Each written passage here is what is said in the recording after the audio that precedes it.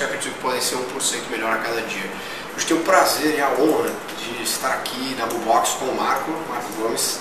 Olá, muito bom estar aqui, eu já assisti alguns episódios, gostei muito e puta boa surpresa estar aqui conversando hoje. Pô, legal. E acho que, eu queria começar a história de como a gente se conheceu, na verdade. Eu acho que eu já sabia a sua história, mas eu tomei um susto na hora que você veio falar comigo lá no... No TechCrunch Disrupt. Então, acho que eu vou fazer uma letra pra você. Tranquilo, pode... Enfim, pode conversar olhar, cara. com você com você. Vamos Conversa com você. Conversa comigo. Tá bom. Ou, sei lá, não tem... Você quer começar Então, de novo? não, depois você corta. Vou fazer um take só, acho que não precisa. Tá bom. Posso fazer outro? Calma. Então, conheci o Pedro no TechCrunch Disrupt, evento lá em São Francisco. Eu ouvi ele fazer uma pergunta. Até hoje, cara, me perguntam de você, porque na hora da apresentação da Kiwiki, que é uma startup que se renderiza, faz sintetização de voz a partir de texto e tal, que o Eduardo Saverin acabou de investir, no pitch de apresentação deles, eles perguntam que tópico a gente devia fazer o Kiwiki falar. Eu gritei Brasil. Aí você gritou Brasil, e até hoje me pergunta se fui eu que gritei Brasil. Você gritou Brasil lá no meio da galera? Eu falei, não, cara, foi o Pedro. Mas aí eu ouvi o cara, ele fez umas perguntas lá pros empreendedores que estavam no evento, no microfone, e eu ouvi o sotaque do cara. Eu falei, esse cara aí tem sotaque de brasileiro, inglês de brasileiro, esse aí eu conheço. E aí eu fui falar com ele, a gente se conheceu, muito legal ver a investida dele em morar nos Estados Unidos e estudar lá um tempo, largar o que tinha aqui no Brasil. É parecido com o que eu fiz lá em Brasília, para largar tudo e vir aqui para São Paulo empreender. Sua lição é muito maior que a minha, não tenho nada a Sua ensinar. lição é maior que a minha. Não, mas não, cara, você é o cara aqui, eu não sou funcionário. Que isso? Mas, então, conta um pouquinho, assim, para quem hoje está vindo no blog e não conhece, o que é a Bubox, como ela começou e onde vocês estão hoje. Então, a Bubox é uma empresa de tecnologia de publicidade para mídias sociais. Então a gente faz todo tipo de tecnologia para publicidade com foco em mídias sociais. A gente faz, por exemplo, Ad Server, a gente tem um Ad Network, a gente tem tecnologia de detecção de fraude, tecnologia de contabilização de pagamento, Affiliate Network. A gente tem um monte de tecnologias e o nosso principal produto hoje é um Ad Network, que é uma rede de sites, tem 50 mil sites, exibe anúncios para 34 milhões de pessoas no Brasil. A gente exibe 2 bilhões de anúncios todo mês, então são 2 bilhões de anúncios para 34 milhões de pessoas em 50 mil sites. A gente tem 250 anunciantes de todo tipo, desde anunciantes pequenos que pagam lá com cartão de crédito, campanhas de R$50, de R$100, de 200, até campanhas maiores de grandes anunciantes tipo Fiat, Hellmann's, Microsoft, Banco do Brasil e outros, que fazem através das suas agências de publicidade, com modelo de PI, todo o modelo padrão da agência de publicidade. Então hoje nós somos um Ad Network, um veículo de mídias sociais especificamente, blogs, fóruns, aplicativos de Orkut, aplicativos de Facebook, entre outros, Twitter. Legal. E se você está assistindo o vídeo e tem um blog, monetize o seu blog com a Bubox, não esquece. Conheço. Seu Twitter também, se você tem um Twitter e você provavelmente tem. Se você não tem, você está vendo esse vídeo, por favor, faça um. Exato. Isso aí, tune o seu bolso com a Bubox. Pois é. Mas eu queria entender um pouco as primeiras dificuldades maiores que você teve na época que você estava em Brasília, estava construindo a ideia, uma pouca validação. Tipo, onde você encontrou a validação e como foi a mudança para São Paulo? Quando foi o momento que foi quando você saiu no TechCrunch, mandou a notícia lá, foi ali que tudo mudou? Ou foi quando você pegou e falou, putz, você teve algum seed investment? O que aconteceu? Qual foi o primeiro momento que você falou, putz, isso é real, essa é a minha empresa, construiu um negócio que é válido, que a gente quer? Então, eu era programador numa agência de publicidade, a maior agência de publicidade do Brasil, escritório de Brasília. Eu era programador lá, programava ações interativas para publicidade. Sim. Não pode falar? Pode, não tem. Eu não falo, você pode. Não, desculpa. Tudo bem.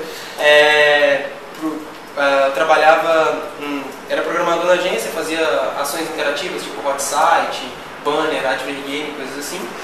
E ao mesmo tempo eu já era blogueiro há muito tempo. Então eu já trabalhava, interagia com outros usuários, já estava me metido nesse negócio de user-generated content há muitos anos, desde 2003.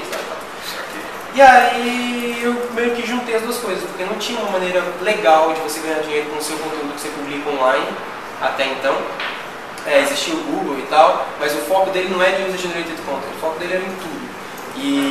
Então não existia um negócio realmente focado para User Generated Content, para ajudar quem publica conteúdo na internet a ganhar dinheiro com essa relevância. E aí eu juntei as duas coisas, a experiência que eu tinha como programador há alguns anos, com essa experiência com publicidade que eu vinha adquirindo por estar trabalhando numa agência, com o fato de eu estar desde sempre como blogueiro, desde que eu descobri que blogs existiam, desde 2003. Em 2006 eu juntei essas coisas todas, fiz um protótipo. Esse protótipo eu enviei ele para o TechCrunch. As pessoas até hoje me perguntam como é que você conseguiu sair no TechCrunch 3 vezes. Cara, entrei no TechCrunch, tem lá, você tem uma startup, fale-nos. E aí você clica ali, tem um formulário que você preenche. Foi isso que eu fiz. Fiz nada de mágico, não conheci ninguém. Não precisa de agência, nem sempre você precisa de assessoria de empresa. Você tem um produto bom, no timing certo. Não tinha, cara, eu mal sabia inglês. Meu inglês, até inclusive o Mike Ayrton, no primeiro artigo, ele fala: o inglês é meio esquisito, tem barreira de linguagem e tal, mas a ideia é legal, tem o Easy Acquisition Bait para o eBay e para a Amazon, sabe? Assim, é um negócio que pode ser muito interessante para essas grandes empresas de e-commerce. Esse protótipo inicial era um protótipo relacionado a e-commerce, é você colocar publicidade de produtos em conteúdo, era uma coisa inicial assim. E aí isso recebeu... Pronto, reenquadrado. E aí isso recebeu atenção do TechCrunch, com a atenção do TechCrunch que teve lá um duplo joinha do Michael Ayrton. Vieram muitos investidores atrás, muitos parceiros querendo fazer negócio e tal, achando que eu era uma empresa. Na verdade eu era eu e uns amigos que eu pedi favor. Um eu pedi para traduzir o site para uma amiga minha que tinha morado na Austrália, traduz esse texto aí para mim. Daí o inglês esquisito. Trolando os australianos. Eles não vão ver nunca porque tá em português, tudo bem. Uma amiga que tinha morado na Austrália traduziu. O cara que era o melhor designer da agência fez o logo para mim. O outro que era o melhor designer também fez o visual do site. O outro me ajudou com programação e tal. Então foi um monte de amigo e eu assim meio que tomando aquela ideia para mim. A ideia era minha, eu estava pedindo ajuda para uns amigos para executar. Com isso, eu não sabia o que era investimento, eu não sabia o que era receita, eu não sabia o que era term sheet, venture capital, sociedade, sabe? Eu não sabia. Eu era um programador programando um negócio que era para ajudar meus amigos a ganhar dinheiro, para me ajudar a ganhar dinheiro, para ajudar meus amigos a ganhar dinheiro com o conteúdo que estavam publicando. Com isso eu comecei a aprender, descobri que existia investimento, que existia venture capital. E os investidores daqui de São Paulo me ligaram para conversar, a X Capital, meus primeiros investidores da Bullbox desde o início. Mas então eles fizeram Seed, Series A, eles fizeram tudo. Eles fizeram Seed e acompanharam o Series A. Eles estão com a Bullbox desde o início, eles fizeram alguns investimentos de Seed Round, investimentos todos de Seed, de escala de Seed mesmo. E aí agora houve o Series A da Intel que eles acompanharam, mas foi um Series A liderado pela Intel. Mas enfim, depois a gente fala nesse ponto. Não, assim, só para quem não sabe a diferença entre Seed e Series A, acho que é importante falar isso. Seed é o capital semente, é o capital inicial, você precisa, é um valor muito menor. Isso. Gira na casa de $500 mil, de $300 mil, nunca mais de $1 milhão. Acho que eu não conheço nenhum que seja mais de $1 milhão. É sempre menos que isso. Só cola. E o Series A é uma coisa na casa dos $milhões, tipo de 2 a 10, vamos colocar essa. Você pode revelar quanto foi investido? Não posso, mas é um Series A normal dos Estados Unidos. Então, na casa dos $1 milhões. Nem o valor. Mas você não pode revelar o valor. Não posso. Um Series A normal dos Estados Unidos, feito pela Intel Capital ano passado. Mas enfim, voltando à história. Isso aí, enfim, esse antes e depois, quer dizer, voltando à história é melhor. Tá. Não, então. E aí com isso, eu comecei a entender, o pessoal da Moda X entendeu que eu não sabia nada de venture capital, eu sabia construir um produto e fazer um produto que era legal. Eu não sabia nada de negócios, eu não sabia nada de cliente, eu não sabia nada de receita, eu não sabia nada de contratar gente. Eu sabia construir um produto legal para a internet, e foi isso que eu fiz. E eles gostaram eles assim, aceitaram eles simplesmente podiam ter falado, não, a gente vai fazer negócio, legal, e vamos ver outras coisas. Mas não, eles acharam que havia potencial ali naquela iniciativa que o TechCrunch gostou e que muitos jornalistas avaliaram bem, que eles próprios avaliaram bem também. E eles me apresentaram o Marcos Tanaka, que hoje é o CEO da empresa, founder comigo, mas eles me apresentaram ele como poderia ser o cara de negócios dessa nova empresa. Isso em março de 2007. Eu conheci o Marcos Tanaka, decidi realmente que aquilo era o que eu queria fazer na vida. Então, quando foi que eu percebi que a Bubox era o que eu queria fazer? Foi ali em fevereiro de 2007, quando o TechCrunch publicou um artigo, ou seja, jornalistas renomados internacionalmente falando que o que eu tinha feito era legal, investidores indo atrás e um cara com uma super experiência de negócios querendo conversar comigo e querendo trabalhar nessa nova ideia. Entendeu? Então foi isso, assim, foi essa trinca de fatores.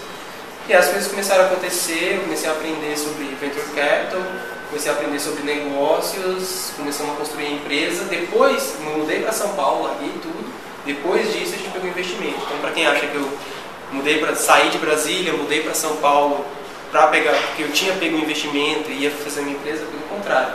Eu mudei de Brasília e vim para São Paulo, zero. Exato. E assim, no sofá tudo isso que nós estamos falando são quantos anos já? Tipo, desde o dia 1 do protótipo até agora? 6 meses, um pouco mais. De dezembro eu comecei a ideia em dezembro. Não, eu digo até hoje, até agora. Isso, são 5 anos. Então, 5 anos. Você, seu animal, que acha que você vai ficar milionário com o empreendedorismo, que a coisa é fácil, isso está errado, vai embora, para de assistir esse vídeo, porque é um negócio que exige muito difícil, trabalho, resiliência, suor, são muitas madrugadas, entendeu? São 5 anos e existe um potencial gigante de crescimento ainda. A hora, na verdade, nunca chega, é sempre mais, não é? Sempre crescendo, cara. Crescendo todo mês, cresce mais que o mês anterior. Além de ter crescido, você cresce mais percentualmente que o mês anterior. Se não, se você deixar de crescer, ou se você continuar, você pagou suas contas esse mês você pagou suas contas de novo, só isso, mais nada, tá errado. Assim, isso não é o empreendedorismo de alto impacto, isso é o lifestyle, é outro tipo de coisa. Esse é outro tipo de coisa. Não tem de alto impacto. A gente precisa de boas padarias, não precisa, vamos tomar café amanhã. Empreendedorismo de alto impacto, de venture capital, é um empreendedorismo que cresce todo mês e cresce muito. E é difícil, nossa, toma energia, atenção. E assim, hoje, depois de 5 anos, vocês já são uma empresa lucrativa, já deu break-even, como está isso?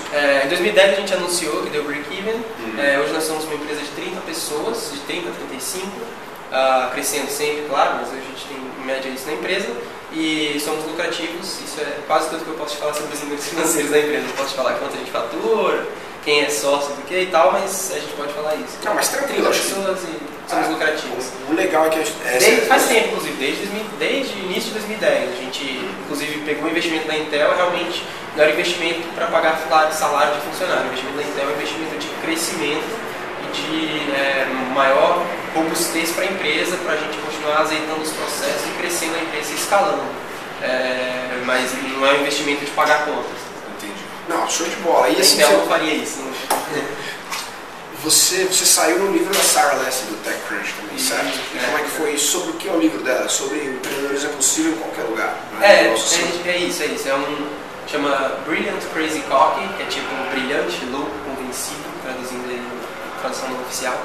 Como 1% dos melhores empreendedores lucram com causa global. Ela vai viajando pelos países. É um livro sobre empreendedorismo em mercados emergentes. Ela viaja por países como Indonésia, África do Sul, Brasil e outros, China e Índia e outros países que são dos emerging markets, países emergentes, né?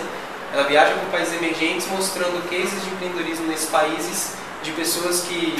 É basicamente um livro para quebrar preconceito de americano, assim, mostrando para os caras e mostrando para nós mesmos também, claro, como tem gente que, contrariando toda a ordem natural, sabe, assim, o cara consegue se destacar, a partir de pouco o cara consegue gerar muito valor. O cara lá do meio da África, do Quênia? Quênia não, Congo? Não. Algum país da África.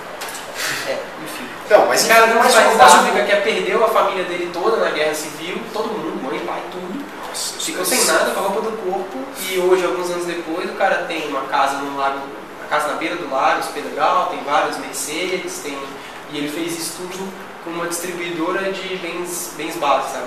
O cara criou uma distribuidora de coisas que na guerra você perde e você não tem acesso fácil e tem muito valor, tipo papel higiênico, pasta de dente e shampoo. O cara fez uma importadora disso, ele inclusive comprou umas máquinas para fabricar essas coisas e com o trabalho dele ele foi fazendo isso crescer e hoje ele é um super empreendedor. Um outro cara da Indonésia, que é o cara fez um super centro de entretenimento. Eu aqui no Brasil e outras pessoas, várias pessoas, o cara de Spoleto, a mulher do Beleza Natural, que fez salões voltados para cabelos afro e tal. Então, tudo isso assim, mostrando para os americanos e para as próprias pessoas dos mercados emergentes como que é possível você fazer fazer muito a partir de pouco e contrariando as coisas, o padrão aí de MBA nos Estados Unidos e tal. Contrariando os MBAs sempre, né? Mas, e aí... Eu conheço alguém que está fazendo MBA nos Estados Unidos. Ah, é? Eu? Não? Não é MBA. Ah, tá. Não é grad school, não tem nada a ver. Mas eu um dia vou fazer um MBA mesmo, tenho vontade. Eu também. Então. Espero um dia me formar, porque eu não me formei ainda. Ah, olha. Eu não sou formado. Eu fiz dropout na universidade para vir de São Paulo. Terceiro ano, sabe? Entendi. Mas, também eu não sei, viu? Eu ainda fico na dúvida de estudar na MBA, eu não sei ainda, acho que não sei. Mas estudar é importante, estude. Quantos anos você está agora? Agora eu tenho 24. 24. Então, até sábado eu faço 25. Parabéns. Quando você vê o vídeo, já foi, 25.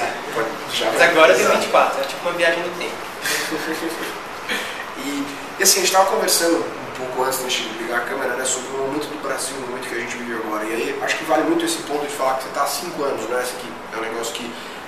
e a gente que está aprendendo, e eu estou aprendendo todo dia muito, me coloco nesse lado também, assim, tipo, ver como é muito mais difícil e muito mais complicado do que a gente imagina. Só que agora a gente parece que o Brasil vive num momento sexy, né? Você começa a ter um monte de gringo. Foi aquela história, pô, tu faz 11 meses e meio que eu não pisava em São Paulo, cara. Essa semana eu nunca falei tanto inglês em São Paulo, na minha vida, como eu falei essa semana, com pessoas que eu não conhecia, tanto aqui ou no Rio, e nunca ouvi tanta gente falando que vai abrir iniciativa de Seed Investment. Então, acho que a coisa mudou. O Brasil precisa. Não, a coisa mudou bastante. A gente está... A Bubox desde dezembro de 2006, tem 4 anos e meio. Comecei com essa coisa toda sem saber para onde eu estava indo, e aí de repente eu descobri para onde eu estava indo e comecei a trilhar o caminho que eu queria ir. 6 meses depois eu já sabia para onde eu queria ir, no começo eu realmente não sabia. E, cara, é realmente assim, um momento único para o Brasil. Um momento assim que, não só vendo, e eu vejo há pouco tempo, porque eu sou novo, mas até pelo que eu ouço e pelo que eu leio, é um momento assim que é meio único de atenção internacional, também por conta de bonança econômica, planos econômicos bem executados por 2 presidentes, por, sabe, coisas boas vindo aí em Copa do Mundo, e Olimpíadas todo mundo já é meio clichê falar, mas também pelo que a gente tem feito e pelo que as pessoas veem que é possível se fazer no mercado grande. Até ontem eu ouvi, não sei se eu concordo, então isso não são palavras minhas, eu estou citando alguém aqui que eu ouvi ontem, mas o cara falou que um americano falou que o Brasil é a China sem a censura. Tá? Tomadas as devidas proporções de tamanho, lá qualquer coisa tem 200 milhões de usuários. Então, vão vender borracha. 200 milhões de clientes, fácil. 1 bilhão de pessoas, 1 bilhão e meio de pessoas para você vender coisas. Mas realmente, assim, você tem um puta mercado com todas as soluções de tecnologia pouco desenvolvidas em relação aos Estados Unidos ou à Europa. Ou seja, muito mercado, muita coisa para crescer. Qualquer tecnologia que você pensar, de VoIP, sabe, digital signer, já banda lá. Qualquer coisa no Brasil pode crescer muito. E sem a censura da China, sem o controle do Estado da China, então o negócio realmente os americanos têm olhado, e os americanos e europeus, que eu já conversei com alguns europeus também, investidores, e eles têm olhado com muita atenção. Mas como eu escrevi no Read Write Web Brasil, os americanos até ano passado, até quando eu escrevi o texto, eles tinham muita dificuldade em investir no Brasil porque eles não tinham ninguém no mercado, eles não tinham ninguém. Só quero um negócio aqui mais. Eles não tinham ninguém no Brasil para conhecer o mercado e para falar para eles o que era melhor. E eles, ao longo dos últimos 6 meses, têm construído esse conhecimento. Pontes estão sendo construídas. Tanto trazendo gente, passando aqui uma semana, indo embora com conhecimento, quanto se aliando a profissionais de venture capital brasileiros. Por exemplo, a Monax tem co-investimentos com várias empresas dos Estados Unidos, com a Intel, por exemplo, na Bubox, com a Benchmark e a General Atlantic no Peixe Urbano e outros. E a própria Desnet tem co-investimento também com a Intel, e outras empresas têm com investimentos com empresas gringas, porque as empresas gringas estão usando esse conhecimento local para fazer investimento, e outro meio que eles estão usando também é trazer investidores de fora. Então, eu tenho visto cada vez mais importação de empreendedores. No Brasil, os caras não querem assumir o risco do país, mais o risco do empreendedor, mais o risco do mercado, não tanto risco, então eles diminuem o risco deles, por exemplo, trazendo empreendedor. Pega o empreendedor lá que já está aprovado nos Estados Unidos, põe o cara aqui no Brasil e eles perdem pelo menos o risco do empreendedor. Perdem, não, eles diminuem. Se anima a minerar.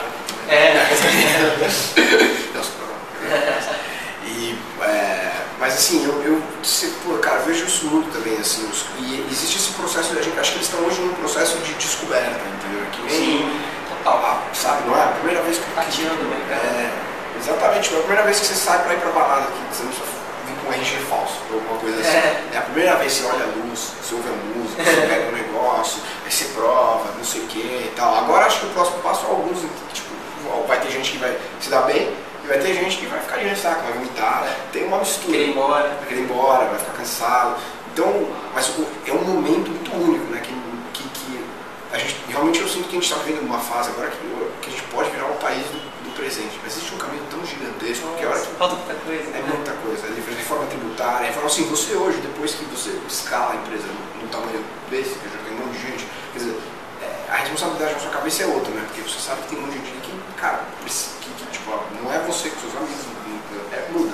Essa questão de gestão, pessoas, tudo. Como é que tá isso na tua cabeça, assim, né? Cara, assim, são mudanças constantes, na verdade. O box já passou por, enfim, são mudanças sempre, mas teve duas grandes mudanças que eu acho que, e agora a gente está passando por mais uma, que é o lance de escalas da empresa, né, cara? Quando você deixa de ser 2 caras no escritório para virar 5 caras, muda um pouco. Porque aí você já não começa a almoçar todo mundo junto, sabe? Porque 7 pessoas num restaurante já não dá. E aí, é um exemplo bobo do almoço, mas é uma coisa que você já perde aquela sei lá, você sabe com o cara todo dia. Move fast and break things. Exatamente.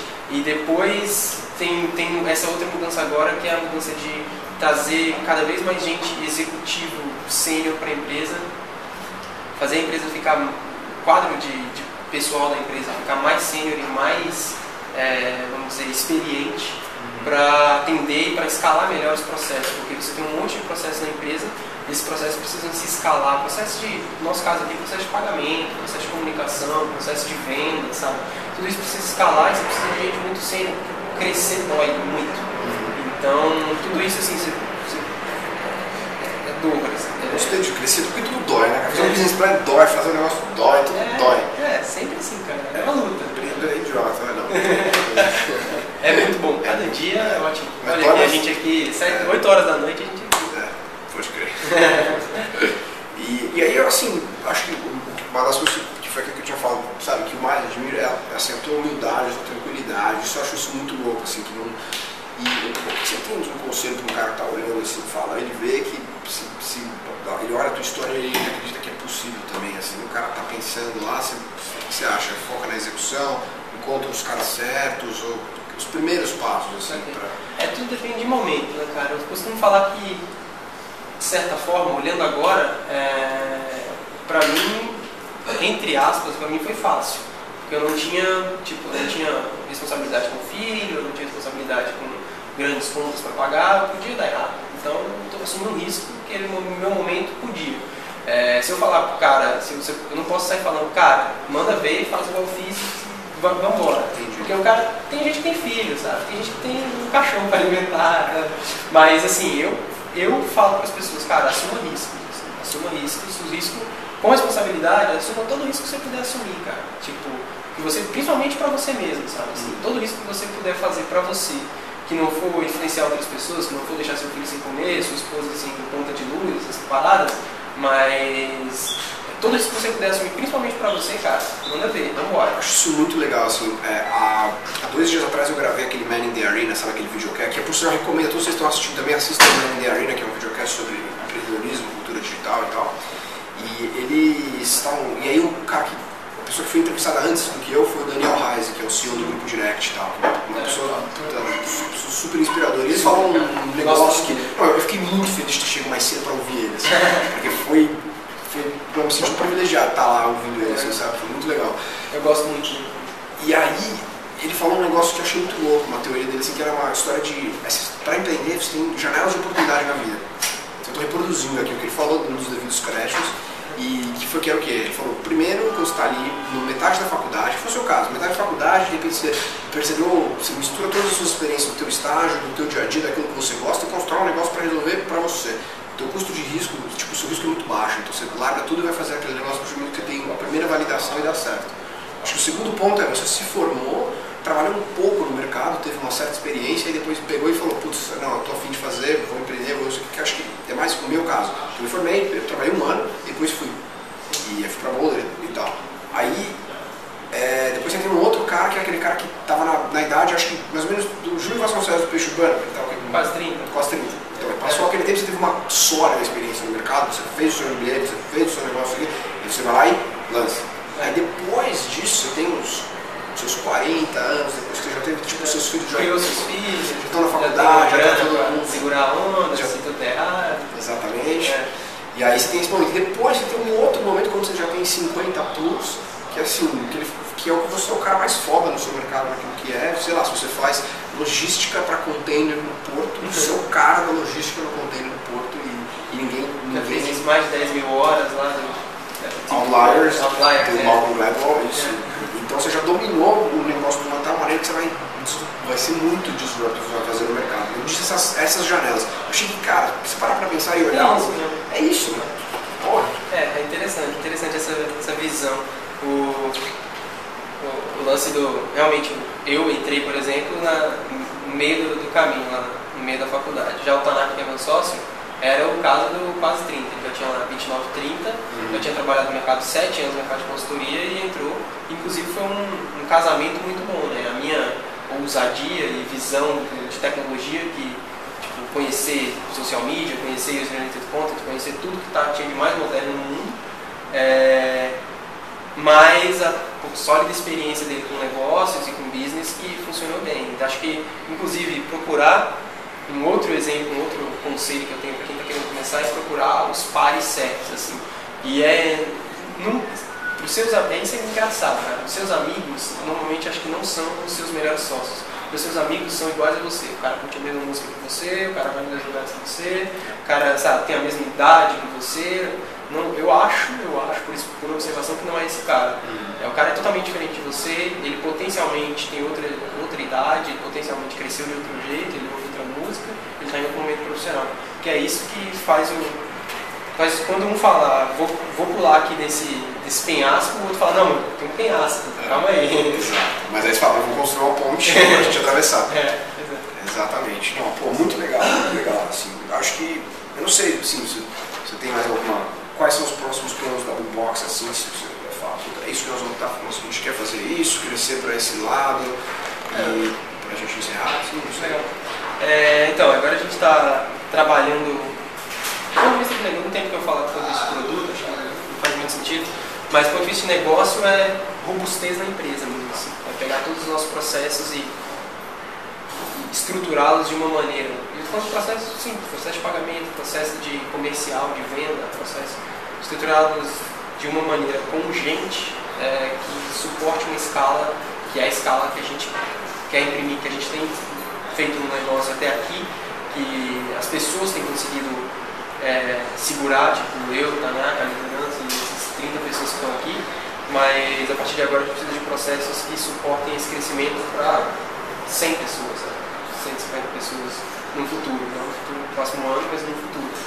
Então, esse tipo de coisa que a gente está fazendo agora e é isso que eu acho que, assim como eu tenho boas lições para falar sobre criação de empresas, sobre empreendedorismo até aqui, que eu passei nos últimos anos, acho que daqui a algum tempo minha experiência vai ser mesmo esse lance de estruturar uma empresa para ela crescer de uma maneira sustentável. Legal. Tá vendo? Não tem nenhum momento em que a gente vira e fala, não, porque a nossa ideia é ficar milionário, porque nós vamos fazer isso, porque nós vamos fazer aquilo, porque eu não sei o que. Então, se você assistiu um dia o Social Network, o filme do Facebook, você achou que era isso e que em 1h30 você já ia sair com seus bilhões e o caramba, isso está errado, não funciona muito bem desse jeito. Eu não sei se você. Eu acho que eu costumo dizer que muita grana, você chegar naquele ponto da vida que você não precisa mais pensar em dinheiro, você só faz o que você quer fazer, é uma consequência de um trabalho excelente. Nossa, é isso. E é muito trabalho, né? Muito trabalho. Você viu lá no Social Network os caras alugam uma casa, fazem uma festa, várias gatinhas andando por lá e tomando cerveja. Cara, não aconteceu. Não aconteceu, não tinha gatinhas na casa deles, a casa deles não era uma festa 24 horas, não era assim. Não tinha como isso. Os caras estavam programando e trabalhando muito. Exatamente, para fazer um negócio que hoje, enfim, o resumo é construído em cima do Facebook, o primeiro produto, e eu tinha ontem insights, enfim, produto muito bom, assim, funciona, mas esse é outro assunto. Marco, obrigado, cara. Valeu. Valeu mesmo, é um prazer estar aqui na Bombox. Muito bom, muito obrigado pelo convite e continue assistindo que o negócio é muito bom. Que aí, imagina. Valeu, galera.